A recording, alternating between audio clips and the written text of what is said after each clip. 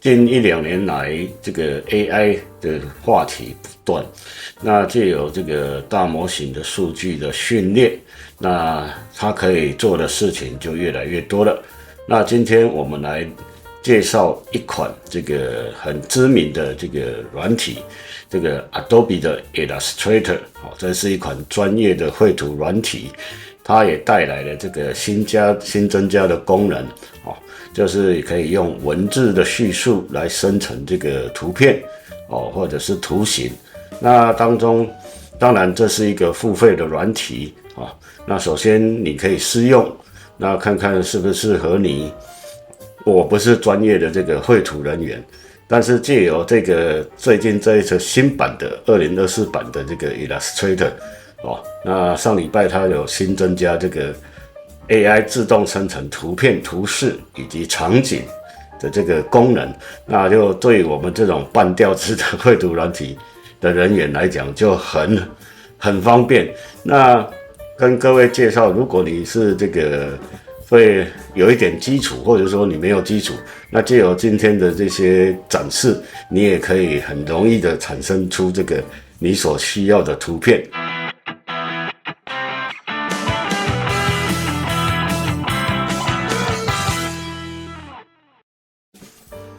首先，我们在这个工作区域，也就是画布当中，我们先选择左边这个矩形的工具，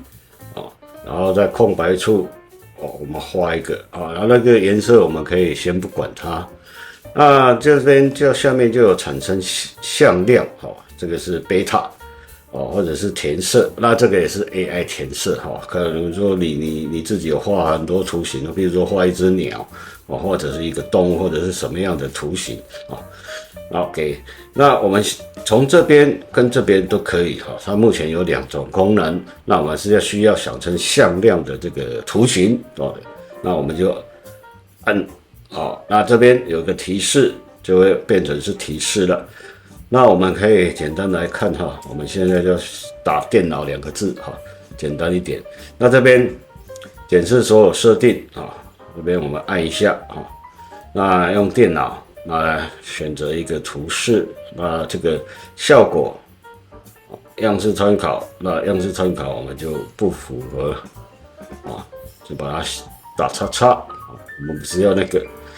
那这边你当然也可以选择资产，选择资产的意思就是选择在你工作区域上面有的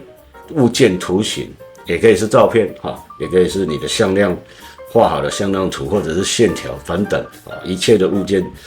都可以选择。那我们不选择让它自己产生，那效果我们选择平面设计跟像素艺术，它就会去综合。那我们也可以选择 3D， 那我们先选择2个就好。那色调的部分，我们一样选择这个暖色调，颜色数这边我们让它选择自动。那你颜色越少，就是2个嘛，所以说是黑白最多就30个颜色。那或者说增加了指定的颜色。那我们现在先产生图示，比较最简单的来一个示范。那这个细节你就可以自行调整了。那预设它应该都是在中。那我们可以稍微调高一点，那当然这个细节越多，它 run 的时间就会越久我们稍微调高一点那让它产生，那我们看看会产生什么样的这个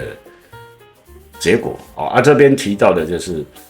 这个 Adobe Illustrator 它自行产生的这个 AI 图片的功能那当然事后你还是可以修改。就是把它选取这个物件 AI 所产生、人工智能所产生的这个图片这个图形它是一个群组，那你们可以把群组解散掉，依序的去修改它的这个里面的组成的物件线条都可以调整，那颜色当然也可以调整就看你的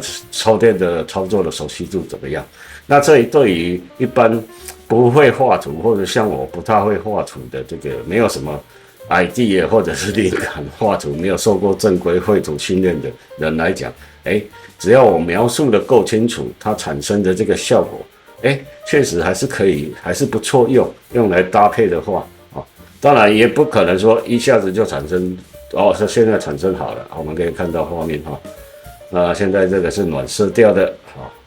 那也可以变成这个图形，好，它一次会产生3个。那如果我们再进一步，好，又一样是这个，我们把这个，好，色调改一下，好，比如说我们改成是这个冷色调，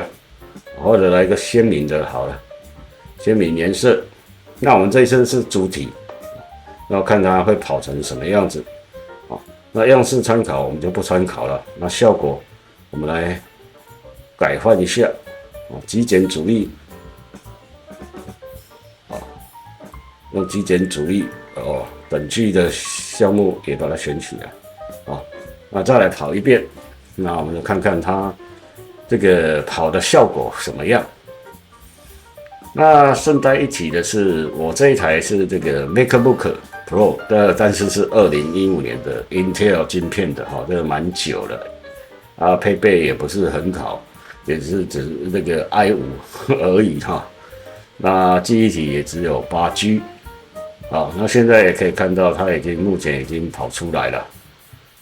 我们可以看一下，我电脑的咻咻叫一直在叫，已经负载 CPU 100%，然后97%、98%，那 RAM 也快占光了哈。那各位就可以晓得，如果你是专业的绘图人，或者是朝这个方向在走的学习的人，那个买这个苹果的 MacBook，最少这个绘图的这个最少都要这个记忆体要16G 以上，会比较保险啊。好，那现在新的一组又产生了，可以看到这个就比较精细的各位可以看到，确实画得不错。那如果说你对这个色彩不满意，比如说这一组，我们来讲那这一组确实也画得不错，那这一组画得不错，那就可以解散群组，把物件取消掉，你看。那当然，你可以放大、缩小、拖移，这个就静待各位去发掘。以现在来讲，确实这个功能确实是蛮不错。倒也不必说烦恼说，专业的绘图人员会被取代。其实这个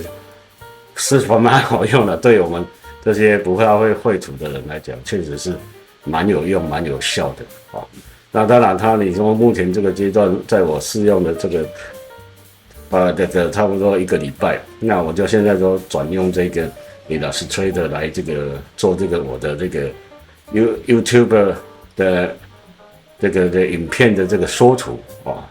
那蛮有趣的，也蛮方便的。好，那今天就为各位介绍到这边，谢谢各位，如果有问题欢迎讨论，谢谢，拜拜。